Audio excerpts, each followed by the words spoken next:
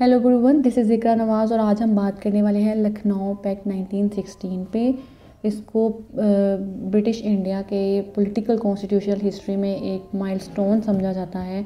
तो चलिए हम सबसे पहले बैकग्राउंड देखते हैं कि लखनऊ पैक्ट स्टार्ट होने से पहले के कुछ सालों में कौन से मेजर इवेंट्स हुए थे जिनको कंसिडर करते हुए हिंदूज़ और मुस्लिम्स ने ये डिसाइड किया कि उनको अब यूनाइट होना चाहिए। So let's start with background. Okay, सबसे पहले तो क्या है कि इंडियंस जो थे उन्होंने बहुत ज़्यादा सेक्रीफाइस किया हुआ था, both in terms of life, man power, supplies, finances and patience with high prices for wheat, riots etcetera. So जो इकोनॉमिक सिस्टम था वो ब्रिटिशर्स के कंट्रोल में था। मुस्लिम्स और हिंदूज़ को बहुत ज़्यादा ऑटोनॉमी नहीं दी गई थी इस चीज़ के ऊपर। सो इनके जो फाइनेंसेस थे वो सारे ब्रिटिशर्स के कंट्रोल में थे। अगर हम सेकंड मुस्लिम्स की तरफ से देखें तो 1914 के अंदर वर्ल्ड वॉर 1 स्टार्ट हो चुकी हुई थी और टर्की जो था वो ब्रिटिशर्स के अगेंस्ट लड़ा था। सो वहाँ के खलीफा को ये अपना स्पिरिचुअल खलीफा समझते थे। सो इनकी बहुत ज़्यादा अटैचमेंट्स थी टर्की के साथ और ये चाहते थे कि जो होली प्लेसेस हैं वो सिक्योर रहें। सो मुस्लिम्स जो थे इनकी टर्की को लेके बहुत ज़्यादा रिजर्वेशंस थी। सेकेंडली थर्डली ये फैक्टर भी था कि अब मुस्लिम लीग और इंडियन नेशनल कांग्रेस जो थे अब ये सेल्फ रूल चाहते थे, ये सेल्फ गवर्निंग चाहते थे ब्रिटिश इंडिया के अंदर। सो उसके लिए इन दोनों ने यही सोचा कि अगर ये यूनाइट हो जाएं तो ये ब्रिटिशर्स से अपनी बहुत सी चीज़ें मनवा सकते हैं। इसके अलावा कायद-ए-आज़म मोहम्मद अली जिन्ना जो थे वो 1913 में उन्होंने मुस्लिम लीग को ज्वाइन किया। वो बहुत ज़्यादा लिबरल एक लीडरशिप के मालिक थे। सो इससे भी इंडियन पॉलिटिक्स को एक न्यू डायमेंशन मिली। और देखा जाए तो लखनऊ पैक्ट में ज़्यादा रोल कायद-ए-आज़म मोहम्मद अली जिन्ना का था। उन्होंने ही मुस्लिम्स और हिंदूज़ को इकट्ठे एक सीट पे, एक टेबल पे लेकर आए इन टॉक्स के लिए। दूसरा ये था कि जो मुस्लिम लीग थी वो ऑलरेडी सेल्फ रूल जो था उसकी डिमांड कर चुकी हुई थी कांग्रेस से भी पहले, क्योंकि वो शिमला डेपुटेशन के अंदर भी वो कह कर आए थे लॉर्ड मिंटो को कि अब वो एक सेपरेट इलेक्टोरेट तो चाहते हैं, लेकिन सेंट्रल लेजिस्लेटिव के अंदर वो ये चाहते हैं कि 6 जो एग्जीक्यूटिव काउंसिल के मेंबर्स हैं उनमें 2 इंडियंस होने चाहिए। सो सबसे इम्पोर्टेंट अगर हम पॉइंट देखें तो सेल्फ गवर्नमेंट इन दोनों का सेंट्रल पॉइंट था। ये सेंट्रल पॉइंट था जिसने इन दोनों पार्टीज़ को एक टेबल पे लाकर इकट्ठा कर दिया। इसके अलावा जो मुस्लिम्स थे उन्होंने सेपरेट इलेक्टोरेट की डिमांड की हुई थी और अगर हम देखें तो जो दोनों पार्टीज़ हैं ये सेम प्रिविलेजेस चाहती थी ब्रिटिश इंडिया से, ब्रिटिशर्स से, ठीक है।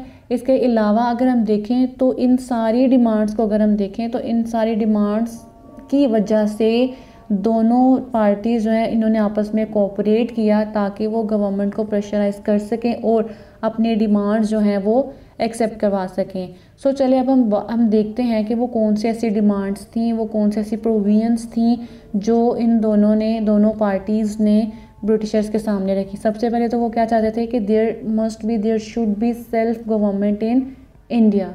दोनों सेल्फ रूल चाहते थे। वो चाहते थे कि ब्रिटिशर्स का अब गवर्नमेंट में जो मोनोपोली चल रही है, जो ओवरऑल कंट्रोल उन्हीं का चल रहा है, अब उसके अंदर मेजर जो पॉइंट है, मेजर जो हिस्सा है अब वो इंडियंस को भी मिलना चाहिए। सो वो सेल्फ गवर्नमेंट चाहते थे। इसके अलावा मुस्लिम्स जो थे वो ये चाहते थे कि सेंट्रल लेजिस्लेटिव में, सेंट्रल गवर्नमेंट में उनको 1/3 रिप्रेजेंटेशन मिलनी चाहिए और इस पॉइंट पे जो कांग्रेस है उसने इस चीज़ को एक्सेप्ट किया कि ठीक है, आपको सेंट्रल गवर्नमेंट में 1/3 रिप्रेजेंटेशन जो है वो मिलेगी। इसके अलावा एक पॉइंट ये भी था कि सेपरेट इलेक्टोरेट उन तमाम कम्युनिटीज़ को मिलना चाहिए जो कि माइनॉरिटीज़ में हैं, ठीक है। हाँ, अगर वो नहीं चाहती अपना सेपरेट तो वो एक जॉइंट इलेक्टोरेट में काम चला सकती हैं, ठीक है। अगर इसके अलावा जो मेन पॉइंट है वो ये था कि 1909 के मिंटो मोर्ले रिफॉर्म्स के अंदर ये डिसाइड हुआ था कि सेंट्रल लेजिस्लेटिव के अंदर 60 मेंबर्स होंगे, लेकिन अब इन दोनों पार्टीज़ ने ये डिसाइड किया कि 16 नहीं बल्कि ये 150 मेंबर्स होने चाहिए। और प्रोविजनल लेवल के अंदर इन्होंने ये कहा कि जो 4/5 मेंबर्स हैं लेजिस्लेटिव काउंसिल के वो इलेक्टेड होने चाहिए और 1/5 जो है, बस 1/5 को जो गवर्नर जनरल है वो नॉमिनेट कर सकता है। इसके अलावा हमने देखा था कि मिंटो मॉडल रिफॉर्म्स के अंदर 7 प्रोविनियल लेजिस्लेटिव असम्बलीज़ बनाई गई थी, जिनमें से 4 जो हैं उनमें से 50-50 मेंबर्स थे, और जो 3 थी यानी माइनर प्रोविंसेस थे वहाँ से 30 मेंबर्स थे। अब इन दोनों ने ये डिमांड की जो मेजर प्रोविंसेस हैं वहाँ से अब 50 नहीं 125 मेंबर्स होंगे, और जो माइनर है वहाँ से 30 नहीं, वहाँ 50 से 75 मेंबर्स होने चाहिए।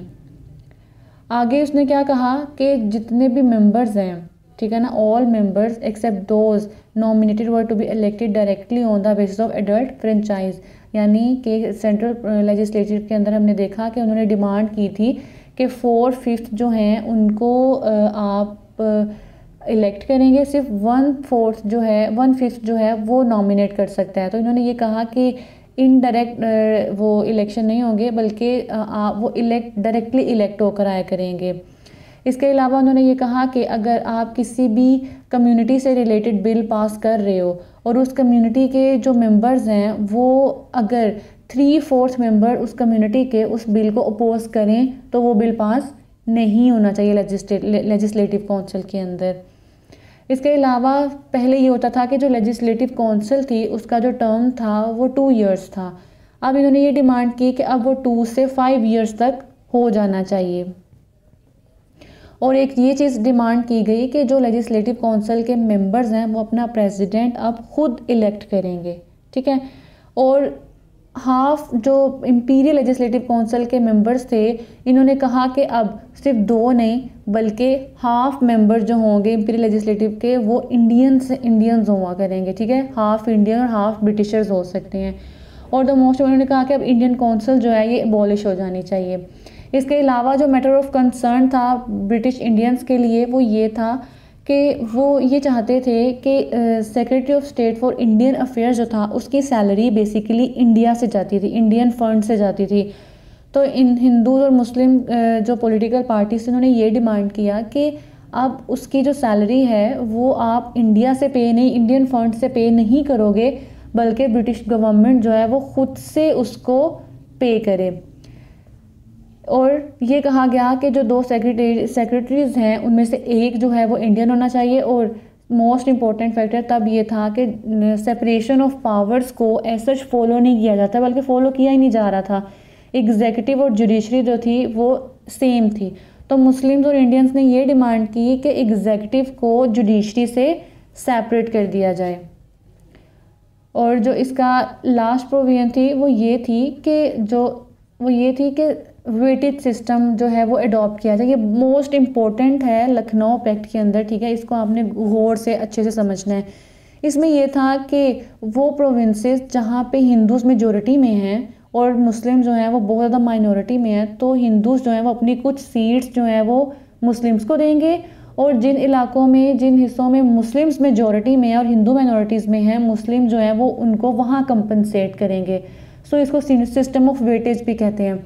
अब जैसे आप देखें प्रोविंस जो पंजाब और बंगाल का प्रोविंस है वहाँ पे सिर्फ इन 2 में मुस्लिम जो थे वो मेजोरिटी में थे। पंजाब में 55 और बंगाल में 53% था। तो इन्होंने अब सिस्टम ऑफ वेटेज चूँकि अपना था तो इन्होंने क्या किया कि 5 सीट्स यहाँ से इनको दे दी, यानी अब मुस्लिम सिर्फ 50% मेजोरिटी है पंजाब के अंदर, और बंगाल के अंदर 53% पे थे तो ये बिल्कुल ही माइनॉरिटी में चले गए, 40% पे चले गए। अब आप ये देखें कि इन्होंने अपनी मेजोरिटी लॉस कर दी, अब ये किसी भी प्रोविंस में मेजोरिटी में नहीं है। और अगर हम देखें बॉम्बे, यूपी, मद्रास और सीपी, यहाँ पे इंडियंस जो हैं वो बहुत ज़्यादा मेजोरिटी में हैं, यानी अगर मुस्लिम 20% हैं बॉम्बे के अंदर, तो इंडियंस जो हैं वो नेशनल कांग्रेस जो है वो 80% मेजोरिटी के साथ है। इन्होंने कितना कंपनसेट किया? 13%, यानी 20 से 33% हो गए हैं। यूपी में 14 थे, अब 30 हो गए हैं। मद्रास में 7% थे और अब कितने हो गए? 15। सीपी में 4 थे और 15 है, इसमें भी 15 कर दिए गए। अब आप इससे अंदाज़ा लगा सकते हो कि इससे फ़ायदा किसको पहुंचा। जहां ये 2 सूबों में मेजोरिटी में थे, अब ये किसी में भी मेजोरिटी में नहीं रहे, और अब सबके अंदर मेजोरिटी में कौन रहा है? हिंदूज, नेशनल कांग्रेस, ठीक है। तो एज सच इसने मुस्लिम्स को कोई फ़ायदा नहीं दिया। सो अब हम चलते हैं क्रिटिकल एनालिसिस पे। हम देखते हैं कि मुस्लिम्स और हिंदूज़ के पॉइंट ऑफ व्यू से कि किसको कितना बेनिफिट पहुंचा। सबसे पहले तो ये था कि कांग्रेस जो है वो शिमला डेपुटेशन को या 1909 में सेपरेट इलेक्टोरेट को एक्सेप्ट नहीं करती थी, लेकिन for the first time Indian National Congress ने ये एक्सेप्ट किया कि yes Muslims are a separate nation. ठीक है, मुस्लिम्स को एक सेपरेट नेशन के तौर पे उन्होंने एक्सेप्ट कर लिया और इनका फ़ायदा ये हुआ कि ब्रिटिशर्स ने डेफिनेटली एंड फाइनली 20 अगस्त 1917 में सेल्फ गवर्नमेंट का अनाउंसमेंट कर दिया। अब मुस्लिम्स के पॉइंट ऑफ व्यू से देखते हैं। वो ये था कि पंजाब और बंगाल में, जैसे मैंने पहले बताया कि ये लोग मेजॉरिटी में थे, तो अब क्या हुआ, इन्होंने अपनी मेजॉरिटी लॉस कर दी। ठीक है, और जो सीट्स इनको मिली प्रैक्टिकल पॉलिटिक्स में उनकी कोई अहमियत नहीं थी। ये कोई रेजोल्यूशन जो है उस पर ऐसा स्टैंड नहीं ले सकते थे क्योंकि ये माइनॉरिटी के अंदर थे। ठीक है, अगर कोई भी इनके खिलाफ रेजोल्यूशन मूव होती है या जो उनको पसंद नहीं है तो इनके पास मेजॉरिटी नहीं है 3/4 कि ये उसको अपोज कर सकें। ठीक है, और देखा जाए तो ये सिर्फ टाइमली ब्रदरहुड था मुस्लिम्स और हिंदूज़ के दरमियान। और मोस्ट इम्पोर्टेंटली एक चीज़ को समझ लें कि ये ब्रिटिश इंडिया के अंदर रहने वाले तमाम हिंदूज़ और मुस्लिम्स का ब्रदरहुड नहीं था, बल्कि ये दो पॉलिटिकल पार्टीज़ के दरमियान एक ब्रदरहुड आप कह सकते हैं, या इसको हम कह सकते हैं कि ये कोई दोस्ती थी उनके दरमियान। बाकी जो लोकल्स थे उनके लिए ये कुछ नहीं था। ठीक है, और मुस्लिम्स जो थे वहाँ पे सिर्फ एक ही मुस्लिम लीग पूरी इंडिया के मुस्लिम्स को रिप्रेजेंट नहीं कर रही थी, बल्कि वो सिर्फ एक पॉलिटिकल ऑर्गेनाइजेशन थी। सो ये था लखनऊ पैक्ट। आई होप कि आपको समझ आया होगा। अगर इसमें कोई इम्प्रूवमेंट हो सकती थी तो डेफिनेटली आप मुझे कमेंट सेक्शन में रिकमेंड कर सकते हैं। Your positive feedback is always accepted and recommended. So अल्लाह हाफिज़ and yes, don't forget to like and subscribe. अल्लाह हाफिज़।